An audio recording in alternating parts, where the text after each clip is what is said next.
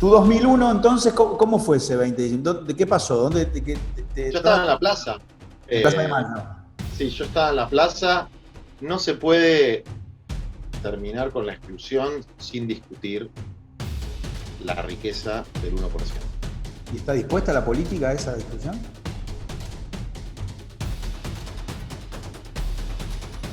Pocos. Cuando alguien tiene coraje, es objeto de un sistemático y planificado ataque a su integridad física, psicológica, humana, a su imagen, a su honor. Para mí, el 20 de diciembre del 2001, vamos a decir, es el inicio de la militancia. Y la suerte de un pueblo tiene que estar orientada por lo humano, que es la política. Y eso implica planificar.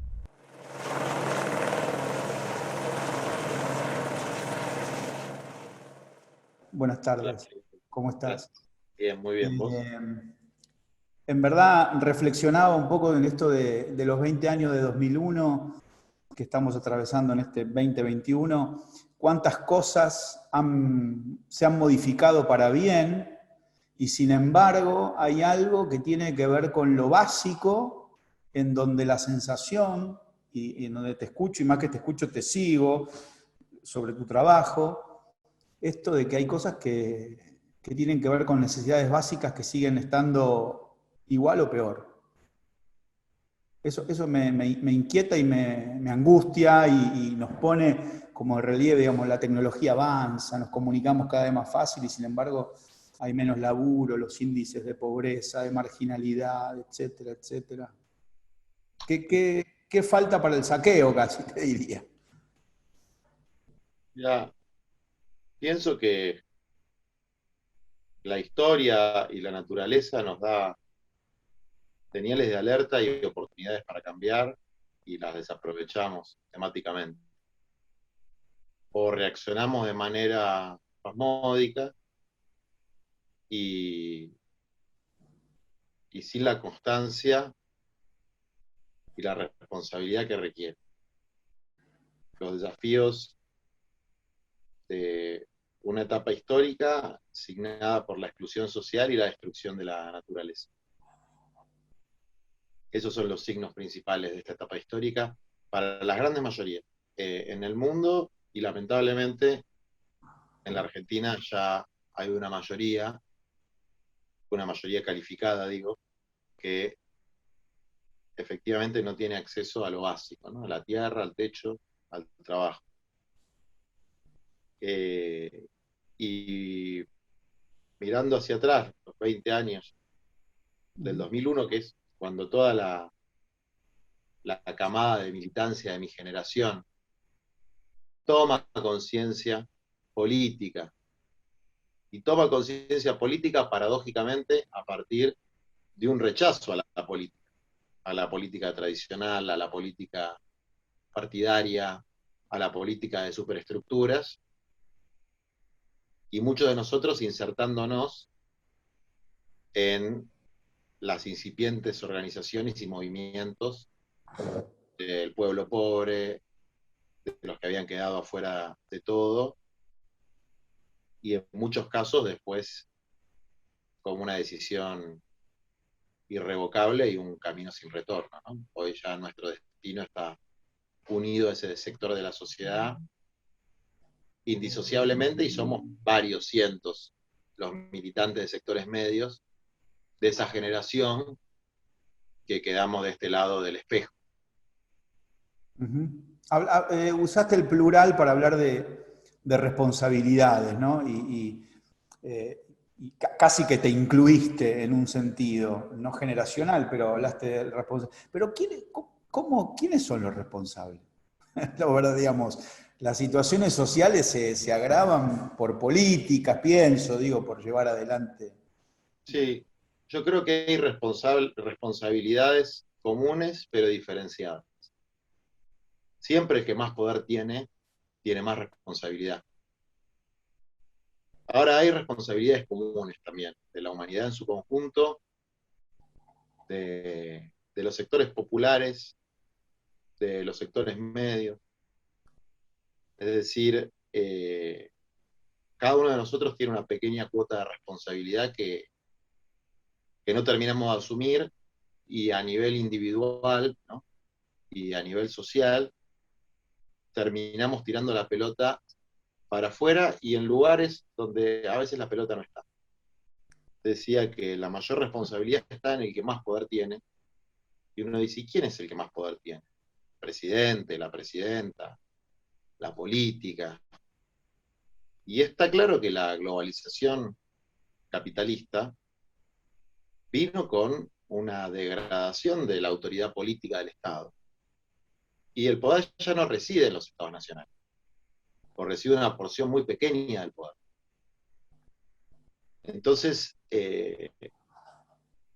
sin un movimiento, por lo menos de nuestra perspectiva, muy masivo de nuestro pueblo, de nuestros pueblos, exigiendo cambios, no hay político que pueda, con una varita mágica, consagrarlos. Durante los gobiernos, sobre todo de Cristina, en términos sociales, hubo medidas muy importantes. Ujú. Ampliación de derechos muy, muy significativa, y aún hoy constituyen un sistema de seguridad social único en Latinoamérica, que permite que nuestro país no estalle por los aires. En la Argentina, las dos puntas de la fragilidad tienen cubiertas algunas de sus necesidades a través de la asignación universal por hijo y de la inclusión jubilatoria. El 95% de los niños y de los abuelos pobres tienen poco, pero tienen algo. En Perú, en Chile, ahora en Brasil, en Colombia, que son los países de América Latina que yo conozco más, ni siquiera existe eso. Los países donde el neoliberalismo continuó, logró una restauración importante, ni siquiera existe eso. Y tenemos un acervo de nuestra historia que es el hospital y la escuela pública, también muy degradados. Pero la Argentina mantiene un endamiaje comunitario y de seguridad social que está avejentado, que está enquilosado, que no alcanza, pero que sigue siendo el sostén básico de la sociedad. Ahora, lo que no hay conciencia es que no se puede seguir emparchando un sistema que no se aguanta más. ¿Qué es eso? El parche. Toda la asistencia social, las transferencias de ingresos, son parches. Porque el problema no es únicamente el ingreso. El problema es, por ejemplo, el acceso a la vivienda, ni siquiera a la vivienda, a un lote propio. Tener un lote, un pedacito de tierra, parece un privilegio. Hoy no solamente para los excluidos, sino para la mayor parte de los trabajadores, acceder a una vivienda, a un departamento, alquilar es difícil y comprar es imposible. Tenés que tener ingresos muy altos o tener la suerte de que tus padres, de que alguien te haya legado algo de eso. Y después hay algo que, que va más allá también del ingreso, que es la consolidación de una sociedad dual, donde hay una frontera entre los que están adentro y los que están afuera. Y a veces los que están adentro, a través de los gobiernos, subsidian a los que están afuera, casi como pagando un seguro contra riesgos. Es decir, como una forma de contención. Y la palabra contención, que a veces se usa como si fuera positiva, es un sinónimo de la palabra represión. Es una represión por otros medios. Es contener, no transformar o desarrollar el ser humano, sino contener. ¿Contener para qué? Para que no joda a los que están adentro de la muralla, ¿no? La diferencia entre cierto progresismo y cierto si se quiere, cierta derecha hoy, es entre la represión y la contención. Eso es muy triste. Sí, contención finalmente, escuchándote como cierto clientelismo de algún modo, o sea, yo te contengo y te manejo de algún modo, ¿o qué? Mira, ni siquiera tanto. Les importa menos que eso. Asistencialismo. O sea, no me Calma, jodas. No me jodas. Quédate tranquilo. que al menos tenés Tenés esto. esto, ¿no? Ahora, no hay una propuesta que enamore en términos de programa de transformación en el que uno pueda proyectar un horizonte para que un pibe o una piba que hoy tiene 18, 19, 20, 25 años, se pueda imaginar su futuro y no pensar en algo aterrador, Total. que es lo que genera tanta frustración, depresión, evasión y mucha, mucha violencia, ¿no? La violencia urbana, barrial, que incluye el delito, pero no se agota en el delito, es hija de la frustración más que de la pobreza, de la frustración y de la falta de perspectiva de futuro. Porque el sistema te pone determinadas metas culturales, te pone determinados ídolos, te pone determinadas aspiraciones, que para mí son un espanto, pero vamos a suponer que son aspiraciones legítimas como cualquiera, pero no te da los medios para alcanzar esas aspiraciones. Y encima, casi como una burla, demuestra que algunos de tu barrio, uno, tal vez dos, lo lograron, para que los otros miles se sientan responsables de su propio fracaso. Es decir, un sistema que te pone metas inalcanzables y cuando no las logras alcanzar te dice, pero mira si él pudo. Y viene de un barrio parecido al tuyo. Eso es tremendamente doloroso y desgarrador Sí, porque opera porque la, como comparación. No sé, en estos días vi a este trabajador creo que era del barrio o Piedrabuena o no sé de dónde, 1114, que lo exhiben como quien llegó a ser universitario, ¿no? Eh, claro, yo eh, doy clases desde el 2003, 2004, casi 20 años, en la Facultad de Derecho que queda enfrente de la Villa 31. Nunca tuve un alumno de la Villa 31. Ahora, ¿puede ser que alguna vez haya ido alguien de la Villa 31 a la Facultad de Derecho de la Universidad de Buenos Aires? Sí, señor. Uno, dos, tres. Es lo más terrible porque pareciera ser que fuera democrático el acceso a la universidad. Porque efectivamente no hay un policía en la puerta diciéndote que no puedes entrar. Pero hay mecanismos invisibles de exclusión sí, sí. que hacen que llegar a eso sea imposible para las grandes mayorías. Pero ahí pasa algo más triste. Ir a la universidad y hasta recibirte no te garantiza tampoco que vas a tener un trabajo digno ni que vas a poder tener una vivienda. No te lo garantiza. Es decir, hay una crisis de sentido y de destino que afecta a las grandes mayorías, no solamente a los más excluidos. Se da con toda su virulencia y su salvajismo entre los más excluidos, pero también afecta al resto de la Sí. clase trabajadora y los sectores medios. Me atrae que de tu pensamiento que pones el listón, nos comprometes a poner un listón más alto, ¿no? A ver, hablabas de, digamos, los dos pilares de la educación pública y la salud pública, ni la dictadura pudo, digamos, eliminarlos. Pasamos por Martínez de Oz, pasamos por la sangrienta dictadura y había educación pública y estaba el hospital. Luego empezamos la democracia, vino Menem, nada menos, 10 años de menemismo que tampoco pudo, digamos, con las diferencias del caso en cada época. Y escuchándote digo, pero entonces se acabó también este final, si te entiendo bien, ¿no? De este asistencialismo o lo que vos llamaste a partir de las mejoras que se incorporaron en la legislación social a partir de la llegada del kirchnerismo a la escena nacional, pero que eso está agotado hoy. Digamos, yo veo tu movimiento, veo tu trabajo, lo que has planteado con respecto a la propiedad privada. El mismo Papa habla de esto hoy, no es que O sea, es un tema que está en la agenda internacional y sin embargo... No se puede terminar con la exclusión sin discutir la riqueza del 1%. ¿Y está dispuesta la política a esa discusión?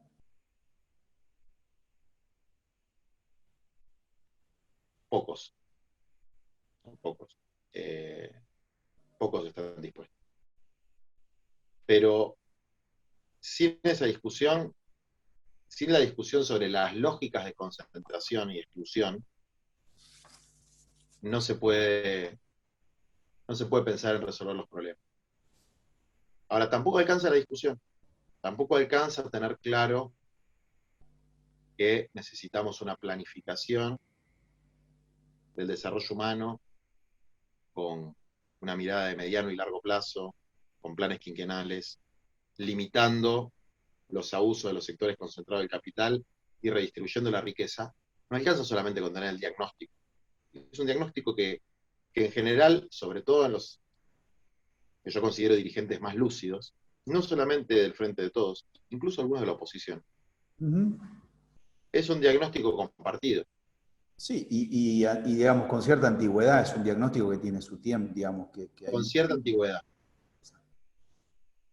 Lo que no se acepta es que eso no va a suceder si quienes son las principales víctimas de este sistema no se organizan y luchan. Esto no lo va a resolver la política, porque la política puede decir que quiere ir hacia ese lugar, pero después no tiene la fuerza, y al primer grito se asustan. Y cuando al primer grito no se asustan, como en el caso de Cristina, que tiene mucho coraje, Cristina te puede gustar más, te puede gustar menos, podés tener una mejor caracterización de sus gobiernos o una peor caracterización de sus gobiernos. Lo que nadie puede negar es que tiene coraje. Y cuando alguien tiene coraje, es objeto de un sistemático y planificado ataque a su integridad física, psicológica, humana, a su imagen, a su honor, y por lo tanto,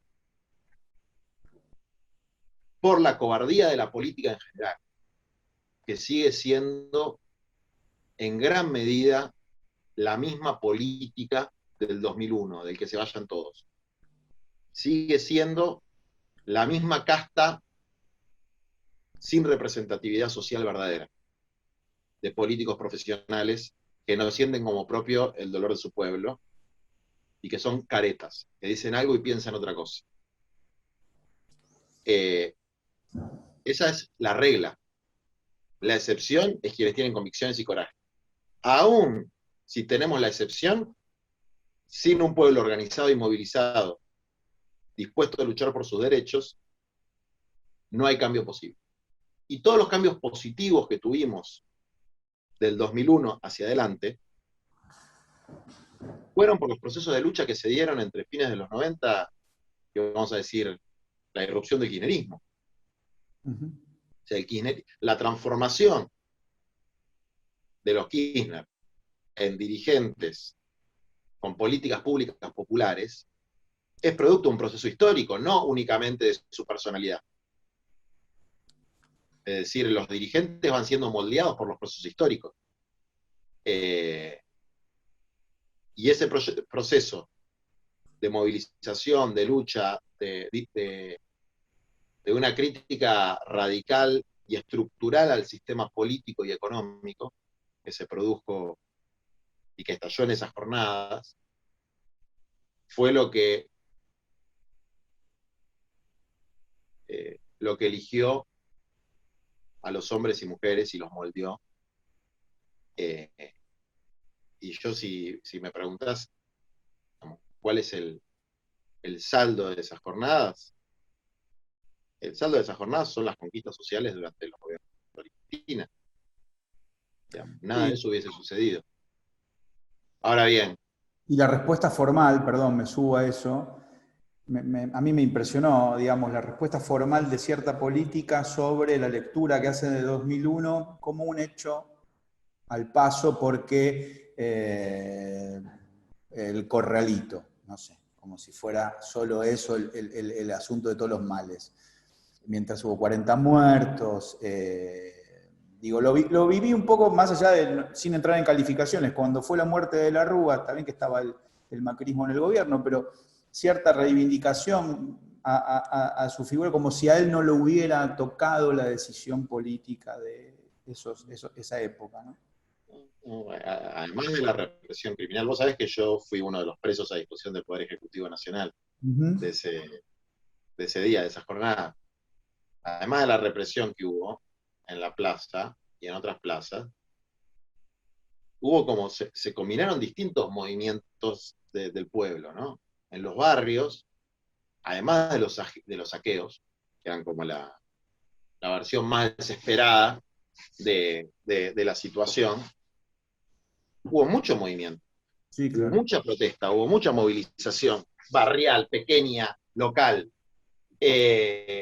Y las teorías estas de que fue Dualde y qué sé yo, tienen que ver con no entender lo que pasaba en el pueblo, digamos. ¿No? ¿De fútbol de qué?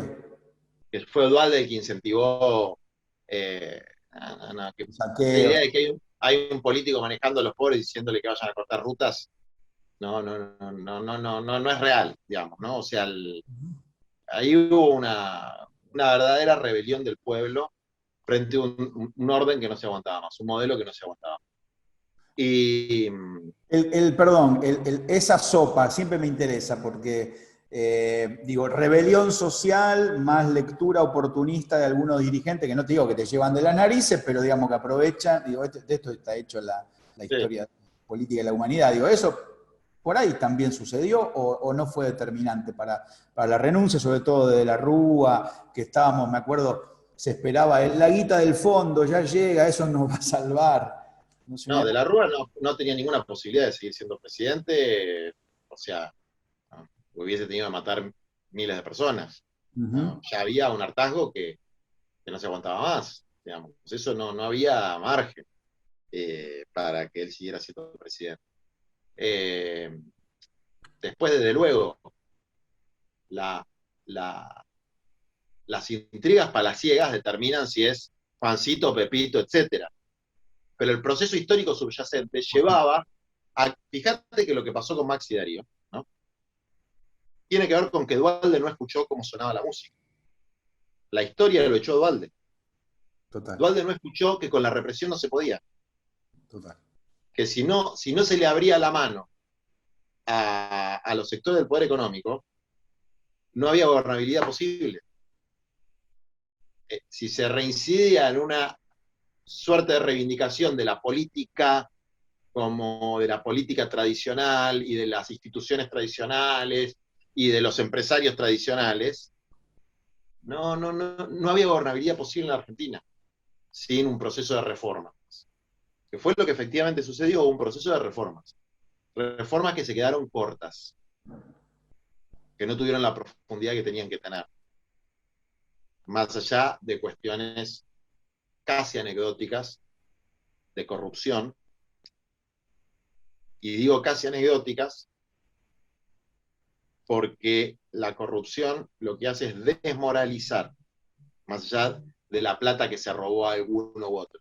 Es decir, sacarle a la política su dimensión ética y heroica, que es lo que motoriza los sentimientos genuinos de las personas que quieren cambiar la sociedad. Digamos, nadie lucha para que haya más planes sociales o más aguache, digamos. Eso no enamora a nadie. ¿Y cómo, Entonces, sí. sí. No, te pregunto, ¿no? ¿Y cómo te encuentras, Juan, todo este diagnóstico que permanentemente haces y cómo te encuentras entusiasmado, te deprime, sentís que es medio al pedo, que más allá de un deseo, de una convicción, porque yo te veo, te veo muy bien parado en tu convicción y a la vez mi reflexión desde mi labor es del remo en dulce de leche, como se dice vulgarmente, ¿no? Digamos que hay algo de este discurso que vos decís que me cuesta visualizarlo en el día a día, porque a todos nos pasa, que a algunos nos angustia más, otros te entusiasma, pero digo, vos tenés esa fortaleza y a mí me inquieta preguntártelo. No, hay veces que el dulce de leche es muy denso y sentís que no avanza nada, o que avanzas un poco y te tira la marea para atrás. Ujú. Eh, para mí, el 20 de diciembre del 2001, vamos a decir, es el inicio en la militancia. Y después de 20 años y de haber puesto mi vida y de que muchos pusimos la vida, y uno ve los saldos de eso, y por un lado hay cosas maravillosas y por otro lado un pueblo que sigue sufriendo y que no encuentra su destino. Entonces uno dice, bueno, ¿qué hicimos bien y qué hicimos mal? ¿No? Eh, y qué responsabilidad tenemos también nosotros en esto, los movimientos sociales, ahora me refiero. Más allá de la conducta personal de cada uno, ¿no? De si Sí, uno sí, tuvo una conducta más o menos ética, porque eso, digamos, dormir con la conciencia tranquila mientras otros sufren no es ningún mérito. Eh, y, y yo tengo un saldo positivo del proceso de organización popular de la Argentina. La al día de Argentina hoy. hoy tiene, ¿qué? Al día de hoy digo sí. La Argentina tiene un nivel de organización popular que le hizo imposible a Macri, por ejemplo, destruir todo, ¿no? Le hizo imposible hacer una política de shock destructivo, con privatizaciones masivas, con la eliminación de conquistas sociales, con la destrucción de los convenios colectivos, con la privatización de las... No pudo avanzar en el programa que, que él buscaba, porque los sectores que a él lo apoyaban buscaban. Eh, y por más de que haya hecho mucho daño al país, ¿no? Ujú. Pero no pudo destruir lo que ellos piensan que hay que destruir. Y, y eso tiene que ver con el grado de organización social y popular que hay en la Argentina. Que arrancó el Creo 20 de diciembre a tu criterio. que Que comenzó el 20 de diciembre a tu mi criterio. militancia, No, sí. no, digo ese proceso de algún modo, ¿no? El, Con la tradición histórica de los grupos más combativos y progresistas en el buen... No me gusta usar la palabra progresista. es que está muy bien que no la uses porque no son grupos progresistas, son grupos populares, Populares, exacto. ¿no? O sea, de los de abajo, ¿no? La tradición de los El movimientos Cordobás, sociales, ¿no? claro, empieza fundamentalmente con los piquetes de Moscón y Cutralcó, ¿no? Eh, ¿Por qué? Porque son las consecuencias de la destrucción del estado de bienestar, ¿no? Que ni la dictadura había podido desmontar del todo. ¿Y por qué durante el menemismo se termina de desmontar, aunque no del todo? Pero porque con el mundo unipolar, con los 90, con el pensamiento único, vino una ola que se llevó puesto todo y que el pensamiento único era pensamiento único. Todos pensaban lo mismo, salvo alguno que otro, pero la política se hizo neoliberal y había que privatizar todo y porque eso iba a generar crecimiento en el futuro. Entonces, todo ese tendal de desocupados es el que inicia las luchas. Y en el 2001 eso explota y empieza a tomar otras formas. Y es muy interesante porque uno de los saldos es que entendimos que la desocupación, antes éramos todos movimientos desocupados, etcétera, la desocupación era un rasgo permanente del sistema. Es decir, que el mercado laboral no iba a absorber a la totalidad de la gente que quería trabajar.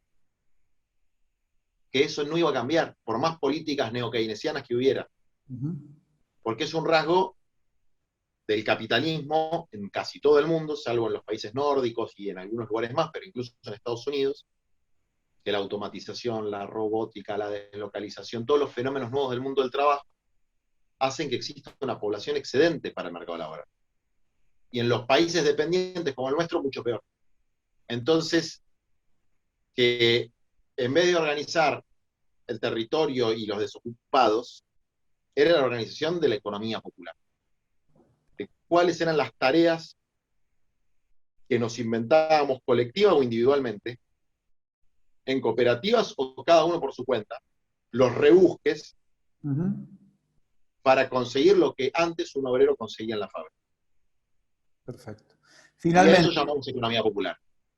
hablando de eso, finalmente te pregunto si tuviéramos que aventurar otros, no te digo 20, pero 10 años de economía popular en Argentina, de instrumentación, de planificación, ¿qué pensás de eso?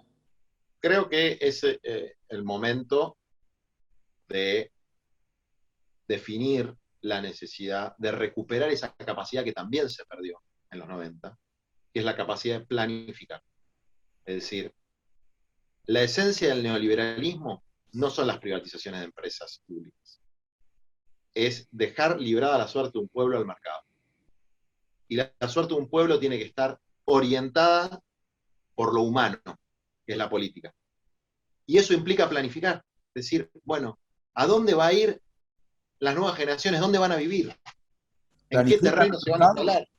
¿Qué? Más allá de las organizaciones, ¿nuestro Estado planifica No planifican, a no ese nivel? planifican nada, Nada. administra conflictos. A veces los administra con resoluciones más justas y a veces con resoluciones más injustas. Pero no hay ningún grado de planificación. Ok. Ningún grado de planificación. Es una improvisación constante, en el mejor de los casos, con buena voluntad. Entonces, y la política es proyectar el futuro. Entonces, eso, nuestro rol como movimientos populares es empujar para que ese plan exista e incluya a los que el mercado no va a incluir. Clarísimo. Preocupante a la vez, me quedaría charlando más por esto de nada. Cuando decís de buena voluntad, y si tenés buena voluntad y no planificás, la buena voluntad me empieza a sonar relativa, digamos, ¿no? Muy Porque relativa. hay que empezar a enfrentar algo para, digamos, para que esto fuera. Ahora, nada, y terminando y agradeciéndote, tu 2001, entonces, ¿cómo fue ese 20 de diciembre? ¿De qué pasó? Yo estaba en la plaza. En Plaza de Eh, Mayo. sí, yo estaba en la plaza justo cuando fue la represión a las madres. Sí, Yo claro. estaba ahí cerquita, aparezco en algunos videos, con una remera ¿cómo se llama? Eh, Monitos. Ajá. Y bueno, me agarraron, me pegaron bastante, me subieron a un camión. La verdad que zafé porque los asesinatos fueron después, ¿no? Eh, y, y bueno, fuimos paseando por comisarías, habré estado un día a disposición del Poder Ejecutivo Nacional. Eh, y bueno, ese es mi recuerdo de haber visto en la comisaría el helicóptero. Me acuerdo que estábamos ahí, todos un poco asustados, ¿no? Porque la policía estaba muy brava y muy drogados, estaban los policías que estaban con Ujú. nosotros, muy sacados. Y, y cuando salió el helicóptero era como que ellos empezaban a dudar si se iban a hacer tanto los malos, ¿no? O sea, y fue como una victoria en ese momento. No sabíamos muy bien para qué, pero era una victoria, ¿no? Era como que el pueblo había sacado un presidente, eh, que lo había sacado el pueblo, no lo había sacado ni los mercados, ni los ricos, había sido el pueblo. Juan, muchas gracias. Gracias a vos. Nos vemos.